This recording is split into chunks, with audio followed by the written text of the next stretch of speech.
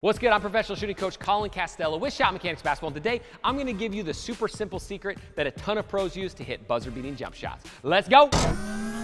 Now today, we're going to take a deep dive into the anatomy of a buzzer beater. And this year specifically in the NBA, we've had some phenomenal buzzer beaters. Now, if you watch, most of the time, if it's a jump shot that a player hits at the end of the clock, there's one specific mechanic that we see over and over and over again that allows players to hit this shot where most players would end up missing it. So today, what I want to do is break that down so the next time you're getting ready to take a buzzer beater, you'll be able to wax it as well. Now, if you're new to Shotmechanics, make sure you click the top link in the description or the top link in the comments down below and get free access to my quick draw shooting workout. This is a shooting workout I put together specifically for you guys on here to make sure you get an accurate and fast jump shot, right? Shooting speed is one of the most important things to a jumper because if you can't get a shot off, you're not going to be able to make any shots in a game. So click the top link in the description down below, get instant access. Now, if we look at buzzer beaters in general, anytime a player is getting a jump shot going to their dominant hand side or their right hand side, there's one specific mechanic that they're going to use over and over and over again. And so we see this in like the Kawhi Leonard buzzer beater that they had against Philly. We see this in the Damian Lillard buzzer beater that he had against Oklahoma City.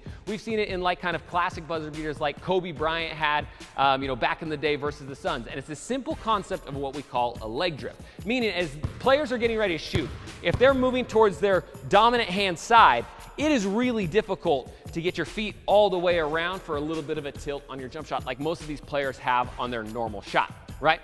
So what we see most of the time is as a player's getting ready to shoot going to their right hand side, they swing their right leg across their body in what we call that leg drift. So like if you watch Kawhi Leonard, right, the one that he hit against the 76ers, he sped dribble all the way over here to the corner. He's going super fast. And because he's going so hard to his right hand side, he can't turn his feet all the way around on his jump shot and get that perfect balance, right? It's really hard to go straight up and straight down if you're going at that fast of a pace. So what he does is as he gets here and he shoots, he actually lets his right leg come across his body. And there's a phenomenal photo where they freeze frame it, where his legs are counterbalanced all the way over just like this.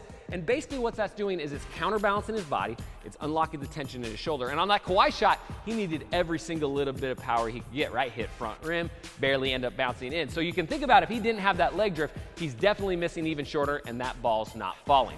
Same thing with Damian Lillard, right? As he's getting ready to hit this deep range one against Oklahoma City and Paul George, he's moving laterally to his right. He can't get his feet tilted, so he lets that right leg come across his body. Now, the thing to think about here is you don't need to use a leg drift all the time, right? The one thing that players sometimes will see videos of when I talk about the leg drift, they'll be like, oh, I'm going to shoot it every time like that. That's not what we want to do. This is a specific mechanic you want to use if you're moving hard towards your dominant hand side. So if you're a righty and you're going to the right, might be a good time to use a leg drift. If you're a lefty going to the left, might be a good time to use the leg drift. If you can do that, you're going to unlock a lot of power in your shoulders and unlock a lot of that balance on the finish. So try a leg drift out going to your right, and I guarantee you'll be able to hit more buzzer beaters off the dribble. All right, so it's great to talk about a leg drift, but now I'm going to give you 3 drills to help you implement the leg drift, right? So the first one that we're going to do is we're going to kind of put your body in an awkward position and make your leg come across your body. So we're going to do 180 shooting. So you can shoot from any range you want to. You can start closer in, move your way out, whatever age or skill level you are. And you're going to do a 180 hop where you start facing away from the basket and hop towards the basket. Now what I want you to do is whatever hand you are, if you're a righty or lefty, you're gonna hop swinging your dominant leg around. So since I'm a righty, I'm gonna hop so my right leg is coming around the outside, right? If I was a lefty, I'd hop opposite. Now the whole key and the whole reason we're doing this is it's really hard to hop and get your feet all the way to a turn, right?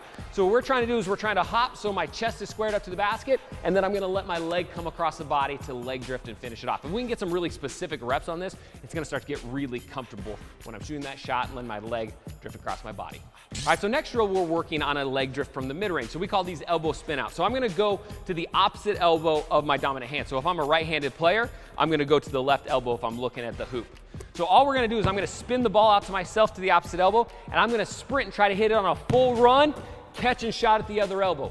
Now the whole key is we're moving really sharp on this shot, and we're moving really fast. So it's gonna be hard for me to, number one, go straight up and down on my shot. So I'm gonna use that counterbalance and use that leg drift to come across, right? So each time when I shoot this shot, I'm probably gonna land on one foot nice and gently, just with a little bit of a hop there. All right, so next drill, we're gonna get a little bit of conditioning in with it, and we're gonna do arc run. So I'm gonna start right here at the middle of the three-point line facing towards the hoop, and I'm gonna start with just a hard push dribble, and I'm gonna sprint along the three-point arc as fast as I can. So I'm pushing it out here, I'm sprinting outside, and then as soon as I get to the corner, I'm thinking about I'm gonna pound my last dribble, pound, boom, launch up into my shot, and I'm gonna do the same thing. I'm gonna let my leg pendulum across my body, and I'm gonna probably land on one foot, boom, coming out of it. Now, the whole key here is we wanna make sure we're on balance, right? If we're moving at this super fast speed to my dominant hand, we wanna make sure we're on balance. So one thing you could do is, as this last dribble comes down, think about throwing your chest into the ground as well, because that's gonna load you further on balance, so you're gonna be better, balance going up into your shot. What a lot of players do with this is they're running,